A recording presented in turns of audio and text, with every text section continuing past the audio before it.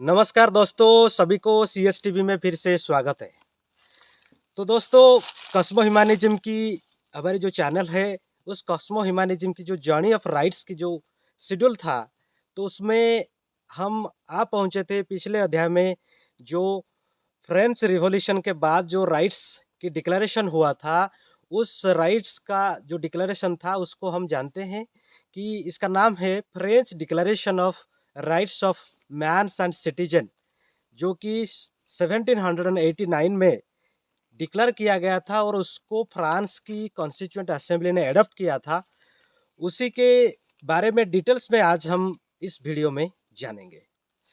तो दोस्तों, ये जो राइट्स का डिक्लेरेशन हुआ उसको एडॉप्शन करने की कुछ इतिहास की पन्नों में आपको ले जा रहा हूं, जिसमें हम ये पता करेंगे कि आखिर इसे क्या वजह हुई कि ये डिक्लेरेशन को और इतने बड़े डॉक्यूमेंट्स को एडॉप्ट करना पड़ा।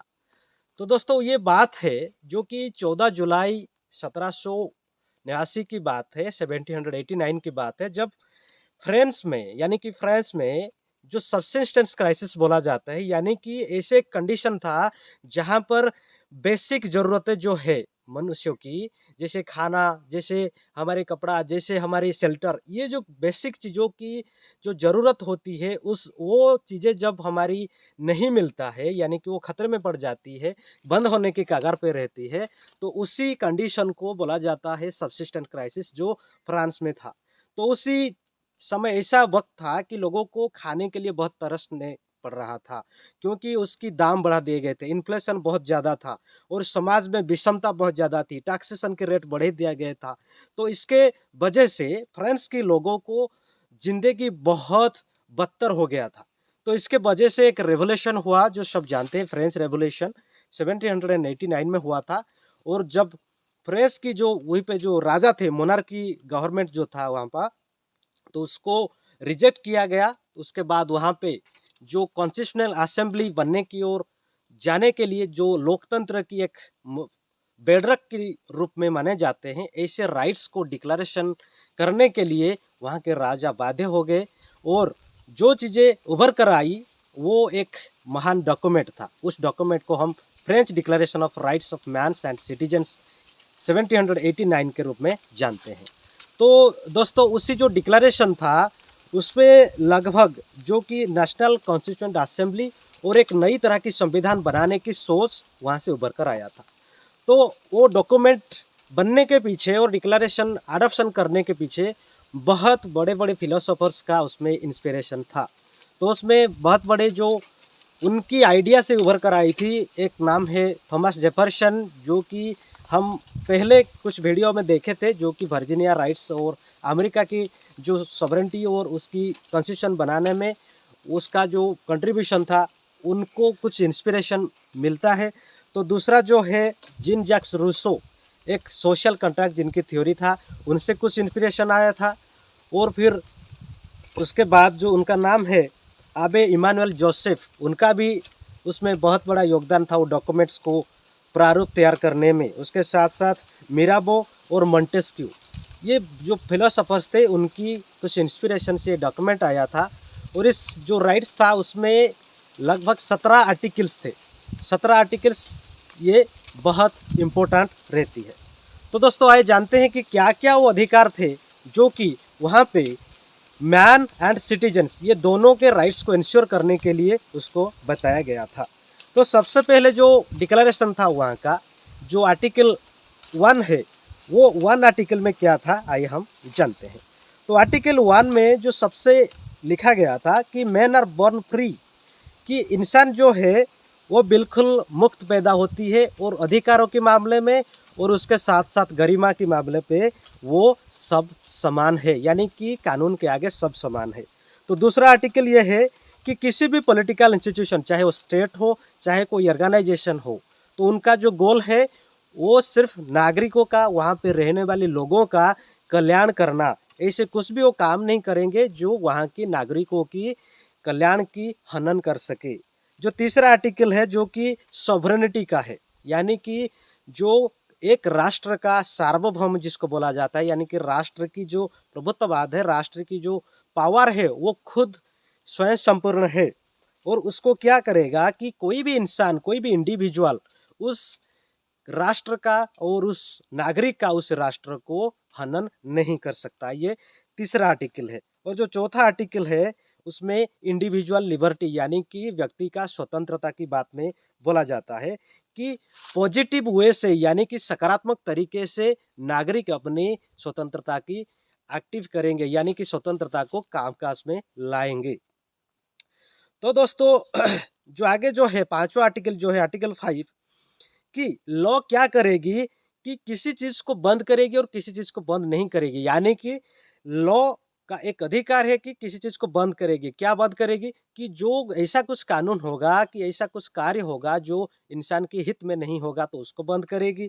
फिर आर्टिकल 6 कहती है क्या क्या कि लोगों की जो विल है, लोगों की जो इच्छा है उसको एक्सप्रेस करने के लिए जो हम उसको बोलते हैं जनरल विल बोला जाता है उसको। मतलब हम जैसे इलेक्शन हो, जैसे हम पार्लियामेंट्री डेमोक्रेसी में आज देखते हैं कि लोगों का जनरल विल वो अपनी रिप्रेजेंटेटिव यानी कि प्रतिनिधित्व के थ्रू में उनको भेजते हैं। तो दोस्तों और एक है जो कि आर्टिकल 7 जो कि ये बोला गया है कि no man can be accuse यानी कि किसी को अक्यूज नहीं किया जा सकता जब तक उसके अगेंस्ट में कोई ऐसी तरह का एविडेंस हो। उसके बाद किसी को अरेस्ट नहीं किया जाएगा, मतलब आर्बिट्रेली मनमर्जी से किसी को अरेस्ट नहीं किया जा सकता।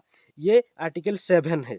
आर्टिकल 8 क्या कहती है तो लॉ क्या करेगी, ऐसे एक व्यवस्था और ऐसे एक दंड विधि उसको प्रस्तापित करेगी जो कि बहुत सख्त होगा और उसी से आइन के आगे यानी कि कानून के आगे सब समान और दंड विधान के मामले में भी किसी को कोई इस तरह की भेदभाव नहीं होगी।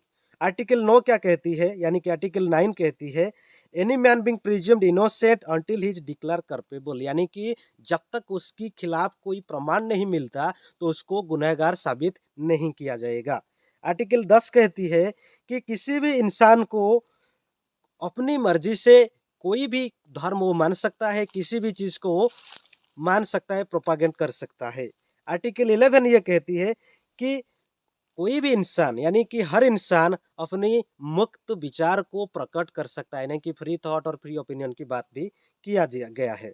आर्टिकल 12 कहती है कि इस अधिकारों का गारंटी जो कि इंसान और वहाँ के नागरिकों के लिए बनाई गई है, ये एक पब्लिक फोर्स है यानी कि ये लोगों की एक शक्ति है, लोगों की एक पावर है।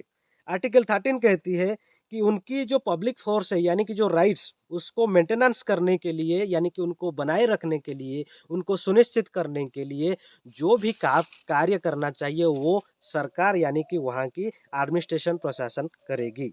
आर्टिकल 14 क्या कहती है, सभी नागरिकों का जो अधिकार है उसको सुनिश्चित करने के लिए किसके थ्रू में जाना चाहिए, उनकी रिप्रेजेंटेटिव्स यानी कि उनकी जो प्रतिनिधित्व है उसी हिसाब से वो करेंगे।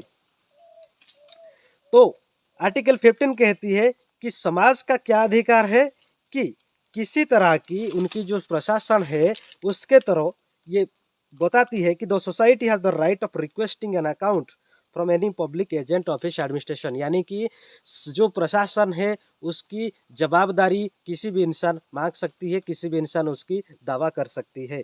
आर्टिकल 16 कहती है कि कोई भी समाज, कोई भी जो है अगर अधिकारों की सुनिश्चित नहीं करता या किसी को पावर से वंचित करता है अपने अधिकारों से तो उसका सिर्फ कॉन्स्टिट्यूशन जो है उनको राइट्स गारंटी करेगी, सोसाइटी उसको वंचित नहीं कर सकता।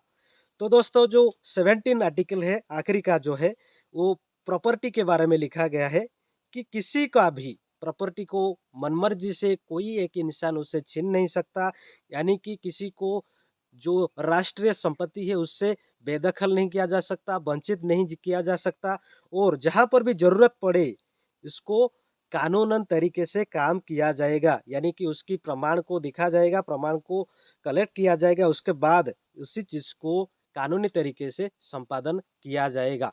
तो दोस्तों ये जो सारी 17 जो अधिकार है इंसानों के लिए वहाँ पे राइट्स को जो किया गया था, सुनिश्चित किया गया था उस राइट्स में, तो वो जो है मानव अधिकार के लिए और पूरी लोकतंत्र के लिए एक महान डॉक्यूमेंट के रूप में उभर कर आया। और जो वहाँ पे 3 प्रिंसिपल्स जो है लिबर्टी, इक्वालिटी और फ्रैटर्निटी, ये तीनों प्रिंसिपल्स पूरी दुनिया में, सिर्फ फ्रांस नहीं, पूरी दुनिया में लोकतंत्र एक आधार बना हुआ है। और आज की बहुत सारे संविधानों में ये सिद्धांतों को अपने संविधानों में लिखा गया है। और उसी से ये पता चलता है कि फ्रेंच डिक्लेरेशन 1789 जो बहुत बड़ा महान डॉक्यूमेंट है, ये एक ह्यूमन राइट्स का डॉक्यूमेंट है। तो दोस्तों, आज का अध्याय आपको कैसा लगा, इसको हमारी कमेंट बॉक्स में लिख के बताएं। और अगर अच्छा लगा तो हमारी वीडियो को लाइक करें, शेयर करें और हमारे चैनल को सब्सक्राइब करें। धन्यवाद।